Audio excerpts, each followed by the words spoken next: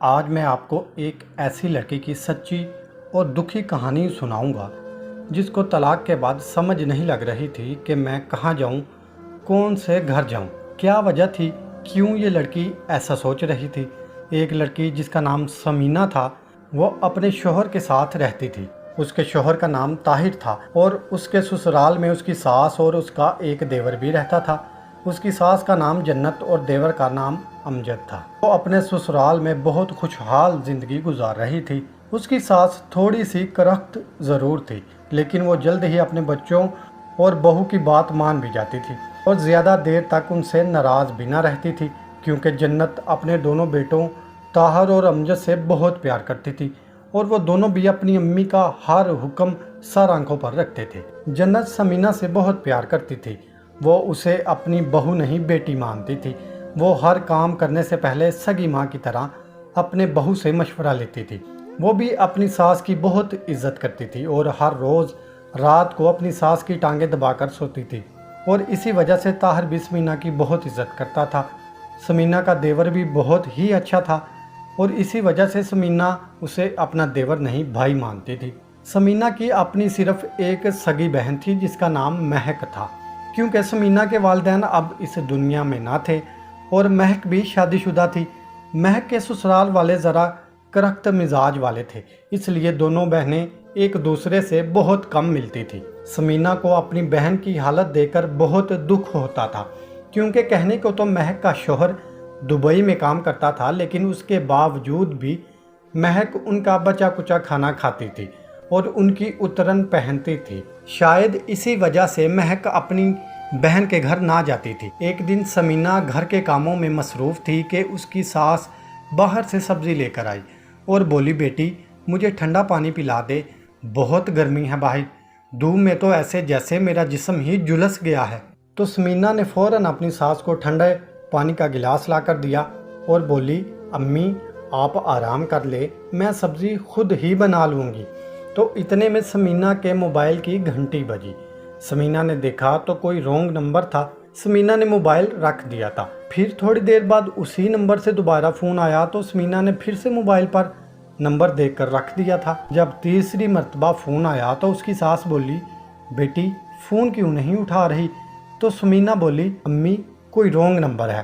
تو اس کی ساس بولی، بیٹی مجھے تو کوئی اپنا ہی لگ رہا ہے، ورنہ یوں بار بار بھلا کوئی فون کرتا ہے کیا؟ ایک مرتبہ فون سن لے۔ تو وہ بولی، جی امی ٹھیک ہے۔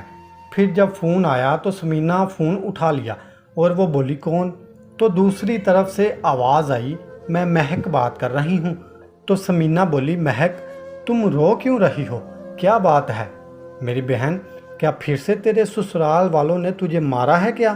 تو وہ روتی ہوئی بولی، آپی میرے شوہر نے مجھے طلاق دے دی ہے اور دھوکے سے 3 ماہ پہلے مجھ سے کوئی پیپر سائن کروائے تھے، اور اب جب طلاق کے 3 ماہ پورے ہو چکے ہیں تو مجھے میرے سامان سمیت گھر سے نکال دیا۔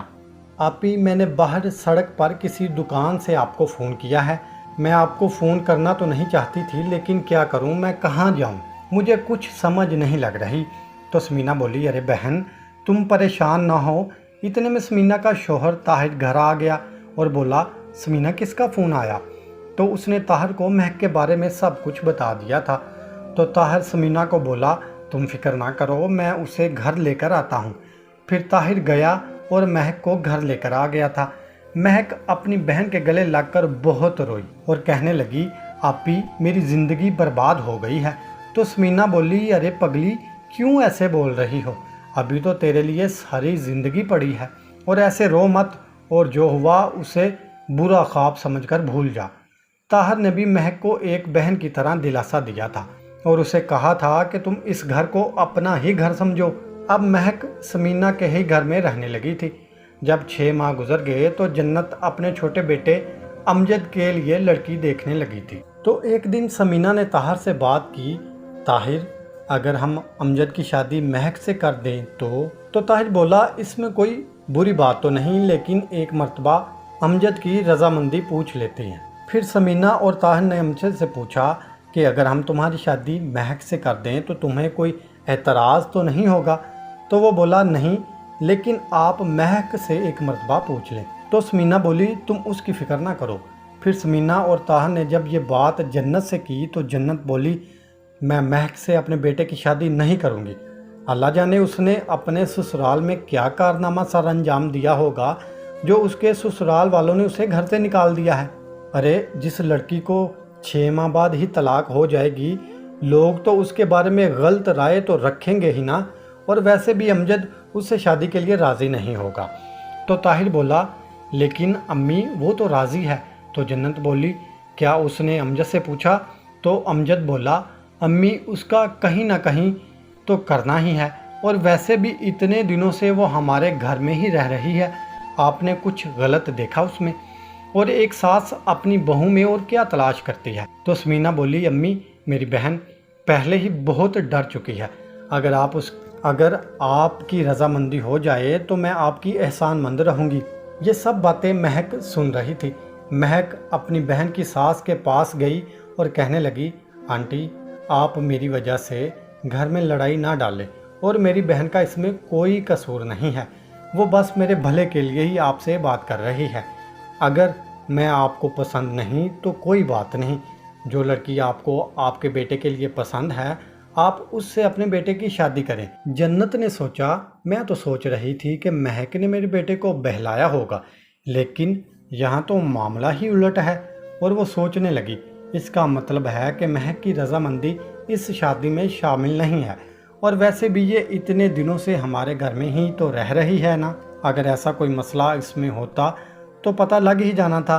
फिर उसने अमजद की शादी महक से करने का फ़ैसला कर लिया था, और चंद दिनों बाद ही अमजद की शादी महक से हो गई थी, और अब महक अपने ससुराल में बहुत अच्छी ज़िंदगी गुजार रही है। ज़रूरी नहीं जिस लड़की को तलाक हो उसमें कोई ख़राबी या कोई ऐब हो, हर दफ़ा लड़की ही गलत नहीं होती। क्या समीना ने महक की शादी अपने देवर से करके उसका अच्छा सोचा था? आप भी इस कहानी के बारे में अपनी राय कमेंट में ज़रूर बताइएगा, और अगर आपको हमारी ये कहानी पसंद आए तो हमारे चैनल को सब्सक्राइब करें और इस कहानी को अपने दोस्तों के साथ शेयर करिए। अगली कहानी तक के लिए इजाज़त दीजिएगा। हाज़िर खिदमत होंगे एक नई दिलचस्प सच्ची कहानी के साथ। तब तक के लिए अपना ख्याल रखिएगा और हमें दुआओं में याद रखिएगा। अल्लाह निगहबान।